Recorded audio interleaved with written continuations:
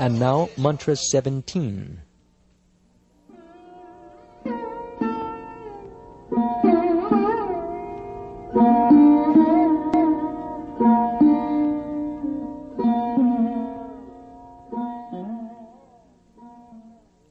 Vayuranilam amritam atedam basmantam shariram Om krato smara kritam smara krato smara kritam smara.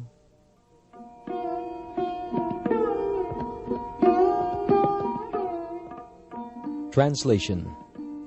Let this temporary body be burned to ashes, and let the air of life be merged with the totality of air.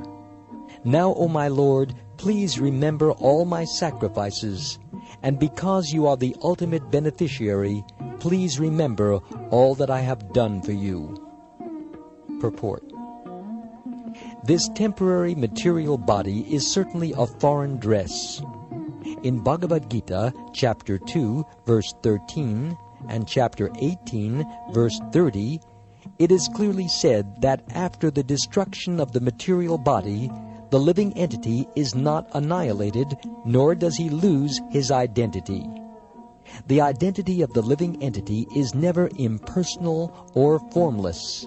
On the contrary, it is the material dress that is formless and which takes a shape according to the form of the indestructible person. No living entity is originally formless, as is wrongly thought by those with a poor fund of knowledge. This mantra verifies the fact that the living entity exists after the annihilation of the material body. In the material world, material nature displays wonderful workmanship by creating different varieties of bodies for the living beings in accordance with their propensities for sense gratification. The living entity who wants to taste stool is given a material body that is quite suitable for eating stool, that of a hog. Similarly, one who wants to eat meat is given the body of a tiger, by which he can live by enjoying the blood of other animals and eating their flesh. Because the shape of his teeth is different, the human being is not meant for eating stool or flesh, nor does he have any desire to taste stool, even in his most aboriginal state. Human teeth are so made that they can chew and cut fruit and vegetables, and 2 canine teeth are also given so that one can eat flesh.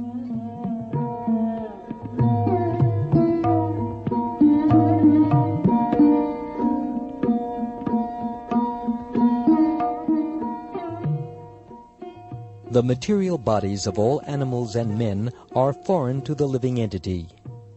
They change according to the living entity's desire for sense gratification. In the cycle of evolution, the living entity changes bodies one after another.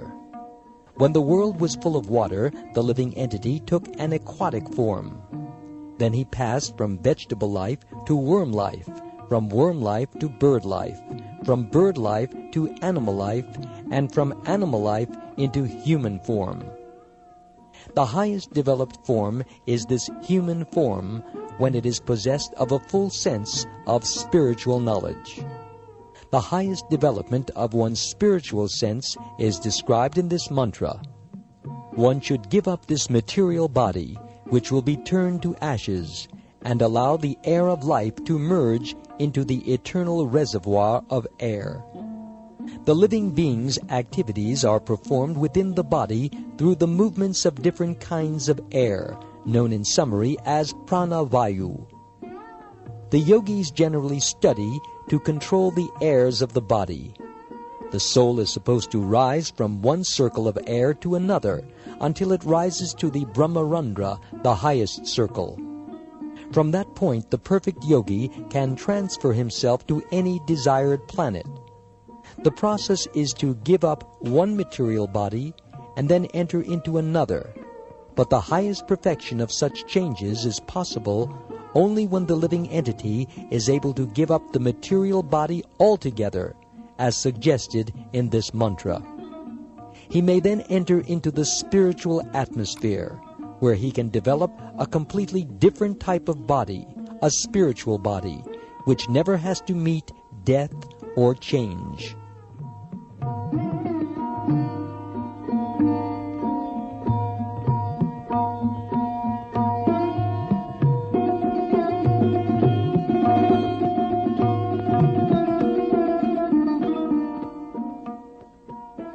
In the material world, material nature forces one to change his body due to his different desires for sense gratification. These desires are represented in the various species of life, from germs to the most perfected material bodies, those of Brahma and the demigods.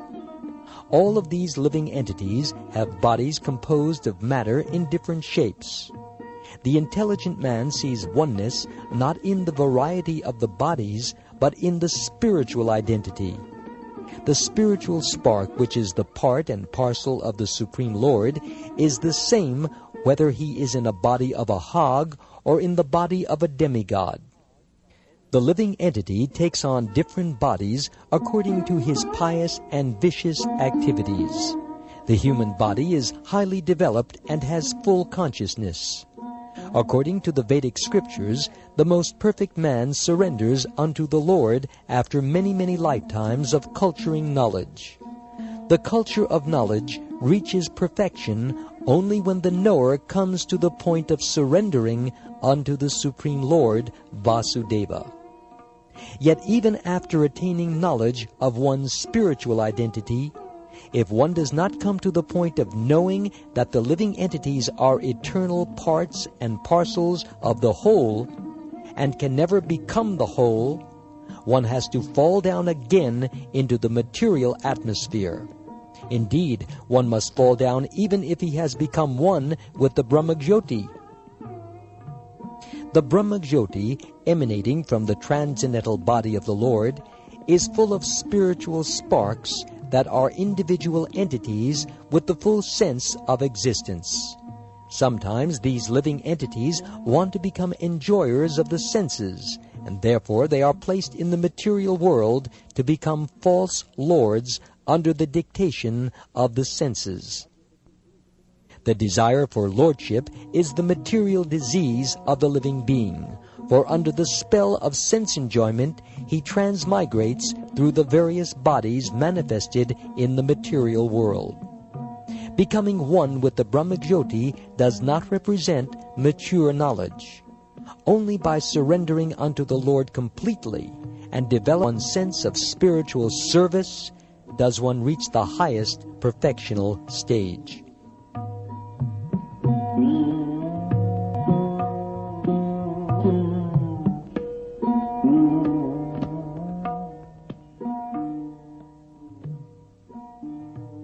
In this mantra, the living entity prays to enter the spiritual kingdom of God after relinquishing his material body and material air.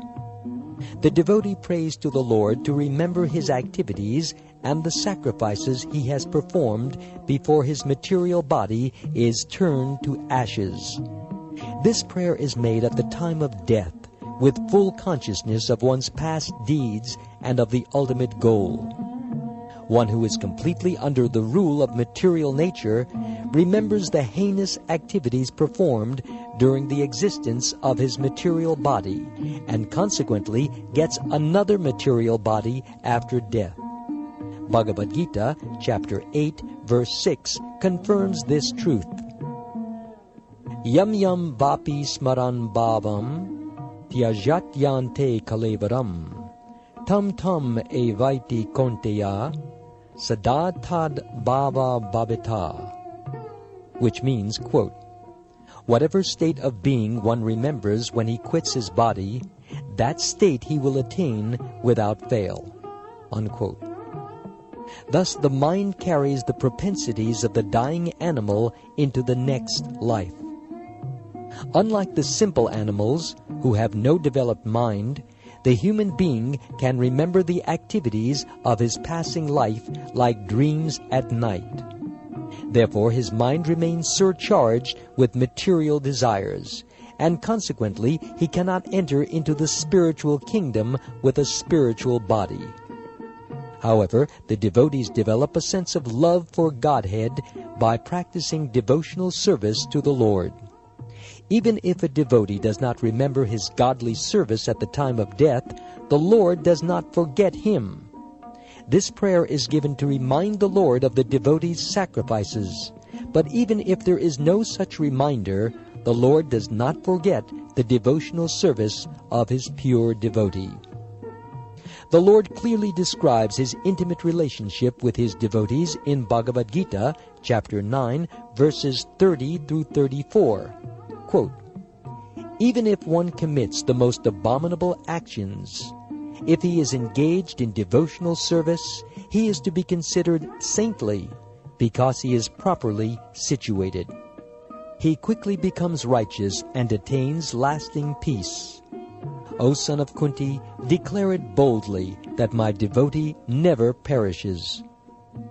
O son of Pritha, those who take shelter in me, though they be of lower birth, women, Vaishyas or merchants, as well as Shudras or workers, can approach the supreme destination. How much greater then are the Brahmins, the righteous, the devotees, and the saintly kings, who in this temporary miserable world engage in loving service unto me. Engage your mind always in thinking of me. Offer obeisances and worship me. Being completely absorbed in me, surely you will come to me." Unquote.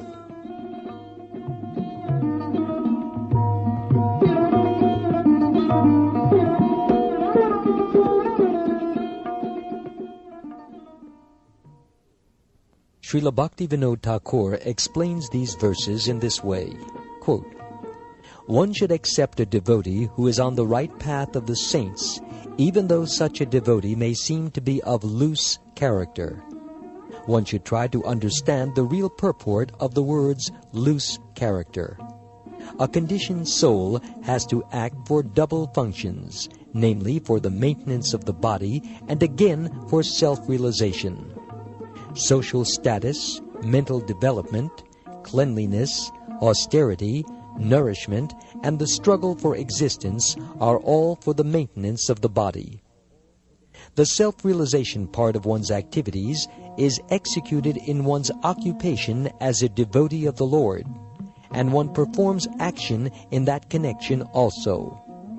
These two different functions parallel one another, because a conditioned soul cannot give up the maintenance of his body. The proportion of activities for maintenance of the body decreases, however, in proportion to the increase in devotional service. As long as the proportion of devotional service does not come to the right point, there is a chance for an occasional exhibition of worldliness. But it should be noted that such worldliness cannot continue for any length of time because, by the grace of the Lord, such imperfections will come to an end very shortly. Therefore, the path of devotional service is the only right path. If one is on the right path, even an occasional occurrence of worldliness does not hamper one in the advancement of self-realization." Unquote.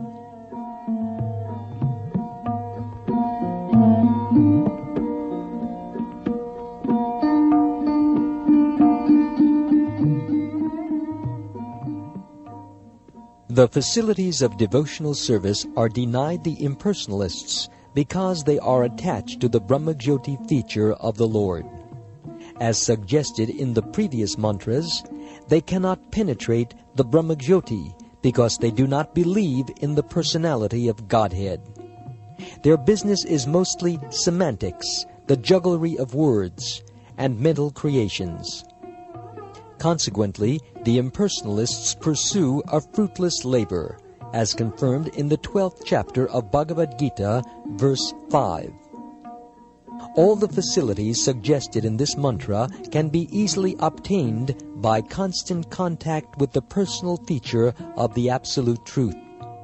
Devotional service to the Lord consists essentially of 9 transcendental activities performed by the devotee.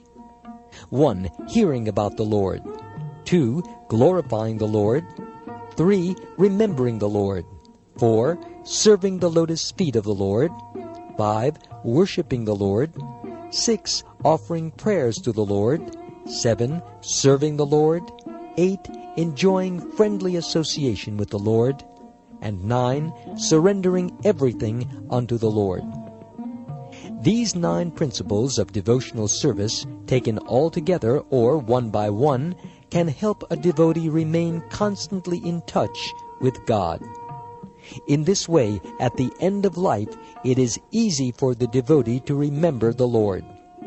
By adopting only one of these 9 principles, it was possible for the following renowned devotees of the Lord to achieve the highest perfection. 1. By hearing, Maharaj Pariksit, the hero of Srimad Bhagavatam, attained the desired result. 2. Just by glorifying the Lord, Shukdev Goswami, the speaker of Srimad Bhagavatam, attained his perfection. 3. By praying, Akrura attained the desired result. 4. By remembering, Prahlad Maharaj attained the desired result. 5. By worshipping, Prithu Maharaj attained perfection. 6. By serving the lotus feet of the Lord, the goddess of fortune, Lakshmi, attained perfection. 7. By rendering personal service to the Lord, Hanuman attained the desired result. 8. Through his friendship with the Lord, Arjuna attained the desired result. 9. By surrendering everything that he had, Maharaj Bali attained the desired result.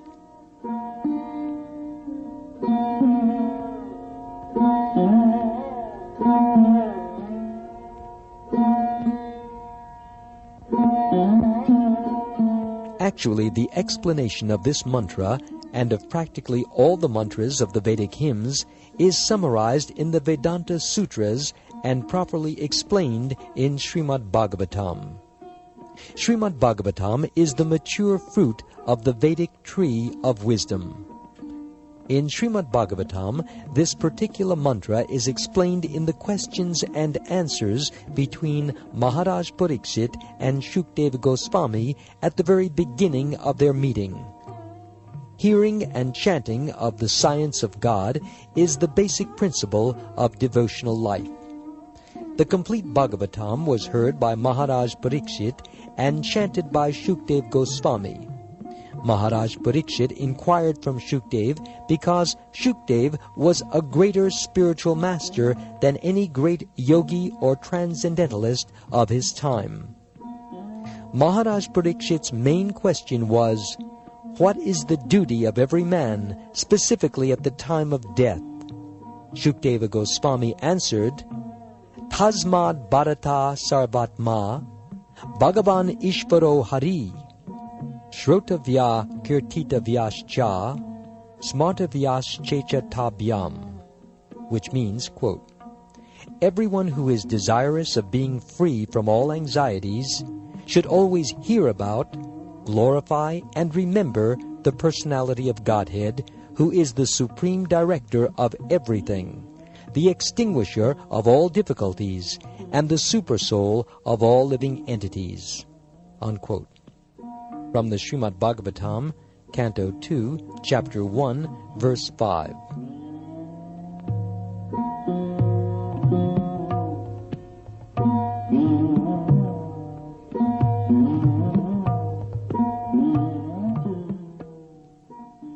So-called human society is generally engaged at night in sleeping and having sex, and during the daytime in earning as much money as possible, or else in shopping for family maintenance.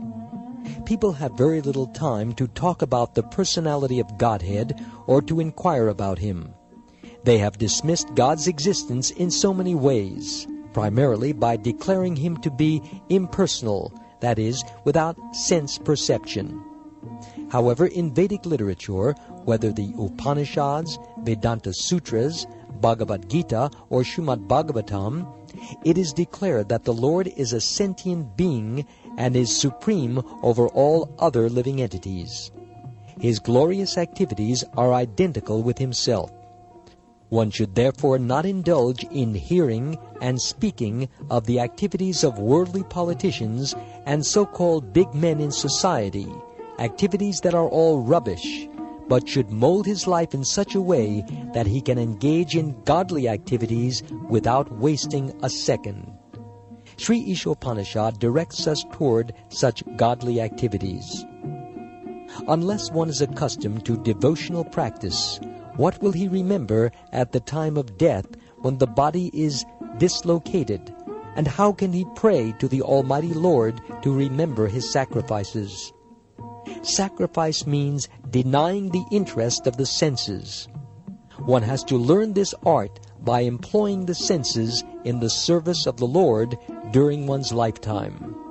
One can utilize the results of such practice at the time of death. Hare Krishna, Krishna Krishna,